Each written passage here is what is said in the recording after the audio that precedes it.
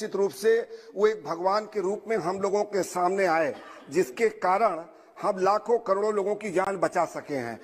इसमें आशा बहुओं की बहुत बड़ी भूमिका रही है, लेकिन पूर्ववर्ती सरकार के नीतियों के कारण आज आशा बहुएं केवल ठेकेदारी प्रथा पे काम करती हैं कि चाहे आंख का ऑपरेशन कराएंगे तो कुछ पैसा मिलेगा, डिलीवरी दिखाएंगे तो कुछ मिलेगा। तो मैं ये आपके माध्यम से माननीय वित्त मंत्री जी से निवेदन करना चाहता हूं कि देश के आशा बहुओं को एक मिनिमम मानदेय देने का काम करें कि स्वास्थ्य में 1,37,137% की बढ़ोतरी कर किया गया है, तो निश्चित रूप से इसका लाभ मिलना चाहिए। इसकी आंगनबाड़ी सेविका, सहायिका, आशा कर्मी, जीविका, एएनएम, रसोईया के वेतन वृद्धि का फाइल पूरी तरह से तैयार हो चुका है। उसको जो है कि सिर्फ केंद्र के कैबिनेट से मंजूरी मिलने के साथ ही यह देश के 28 राज्यों में लागू हो जाएगा। फाइल पर जो है कि कैबिनेट की मंजूरी एक हफ्ते या जो है कि एक माह के अंदर ही बिहार केंद्र की मोदी सरकार मंजूरी देगी और प्रस्ताव की मंजूरी जो है कि प्राप्त होते ही 28 राज्यों की यह बाध्यता हो जाएगी कि केंद्र जो है कि जो कानून नया बनाया है वेतन वृद्धि का,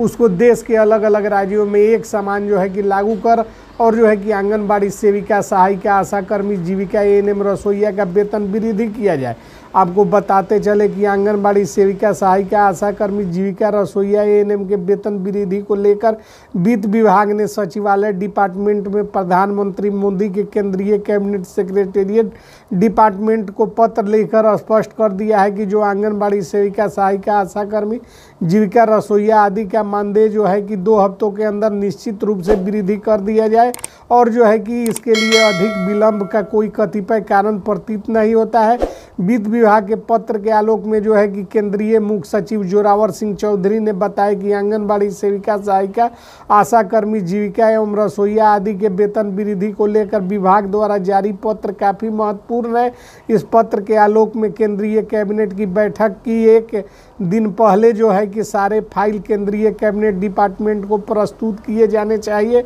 और वित्त विभाग के पत्र के आलोक में प्रत्येक बिंदुओं पर कार्रवाई की जाएगी, जिसमें आंगनबाड़ी सेविका का मानदेय 18,000 रुपये प्रति माह और सहायिका का मानदेय 15,000 रुपये, आशा कर्मी को 12,000 रुपये, जीविका को 7,000 रुपये और रसोईया को 6,000 रुपये जो है कि इस प्रकार 28 राज्यों में कार्यरत इन महिला कर्मियों को वेतन वृद्धि का लाभ देने की तैयारी मोदी सरकार ने की है, जिस पर केंद्रीय कैबिनेट डिपार्टमेंट द्वारा सारी प्रक्रिया पूर्ण होने के उपरांत केंद्रीय कैबिनेट में सेक्रेटेरिएट डिपार्टमेंट के प्रस्ताव पर नरेंद्र मोदी की कैबिनेट मुहर लगाएगी और जो है कि मुहर लगाकर इसको देश के 28 राज्यों में लागू किया जाएगा और जितने भी महिला कर्मी हैं उनका जो है कि वेतन वृद्धि किया जाएगा। यहाँ जो है कि सबसे महत्वपूर्ण जानने वाली बात यह है कि यह पूरा फाइल तैयार होकर वित्त विभाग और विधि विभाग से मंजूर हो चुका है और इसमें जो है कि महिलाओं के वेतन वृद्धि के अलावे जो है कि 18,000 रुपये के अलावे जो है कि उनको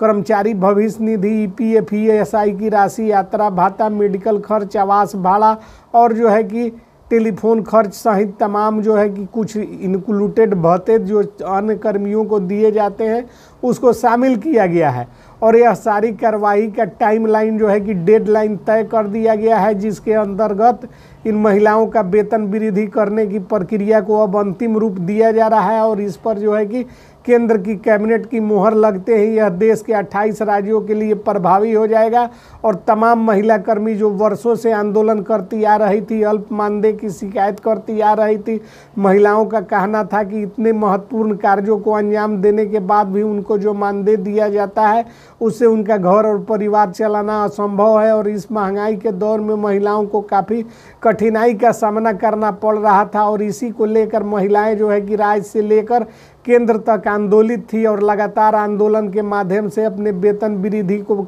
किए जाने की मांग को जो है कि रख रही थी और इसी का संज्ञान लेते हुए देश के राष्ट्रपति महोदया सुश्री द्रौपदी मुर्मू के कार्यालय के द्वारा जो है कि इस पर कार्रवाई किया गया है और एक और पत्र राष्ट्रपति महोदया के कार्यालय से जो है कि निर्गत हुआ है, जिसमें जो है कि देश के तमाम जो है कि पिछड़े, अति पिछड़े, अल्पसंख्यक समुदाय के लोगों के साथ साथ महिला कर्मियों के वेतन को जो है कि नए सिरे से निर्धारित करने का आग्रह प्रधानमंत्री कार्यालय यानी कि पीएमओ से किया गया है और जिसमें जो है कि सारी कार्यवाही को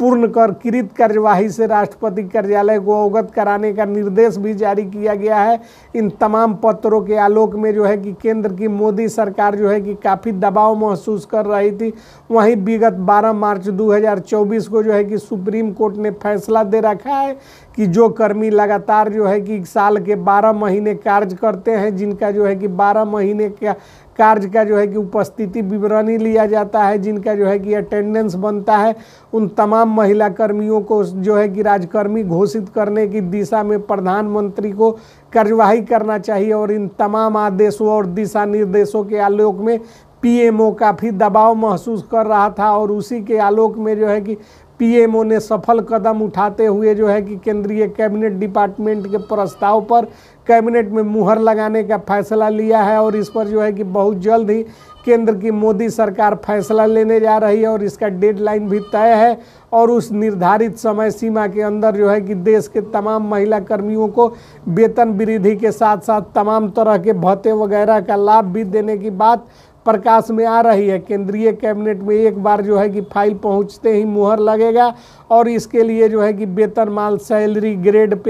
पे के साथ साथ और भी पेमेंट दिए जाने की व्यवस्था है, जिसमें स्पष्ट रूप से अधिकारी जो आउटसोर्स पर काम करने वाले महिला कर्मचारी को शामिल किया गया है, जिसमें निम्न नाम है: आशा कार्यकर्ता, आंगनबाड़ी सेविका, आशा फैसिलिटेटर, वैक्सीन कुरियर, ममता दीदी, जीविका दीदी और तमाम सेविका सहायिका, चाहे जितने भी कर्मचारी हैं उन सभी के साथ 5 बिंदुओं और सारे ऑफिसर्स को लिया गया है। बड़े पदों पर काम कर रहे हैं, उनके लिए ग्रेड पे और पेमेंट के लिए उनकी व्यवस्था की गई है और जिसके माध्यम से यह स्पष्ट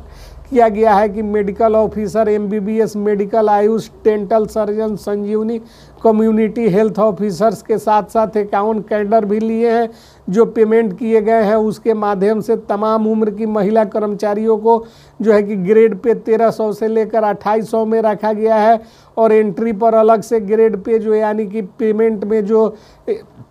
निर्धारित किया गया है, स्पष्ट किया गया है, पेमेंट 4400 से लेकर 37,440 तक होने की उम्मीद है और जिसके लेकर जो है कि 21,000 रुपये पद के अनुसार वेतन भी निर्धारित किया जा सकता है। इसको सरकार जितना चाहे 18,000 से अधिक तमाम भत्तों को जोड़कर जो है कि एक न्यूनतम मानदेय तय कर सकती है। और तमाम वर्ग के महिला कर्मचारियों को बता दें कि यह स्पष्ट है कि जैसा कि आप लोग देख रहे हैं, 7वें वेतनमान के हिसाब से ग्रेड पे का निर्धारण किया गया है। राज्य स्वास्थ्य समिति के गवर्निंग बॉडी की अंतिम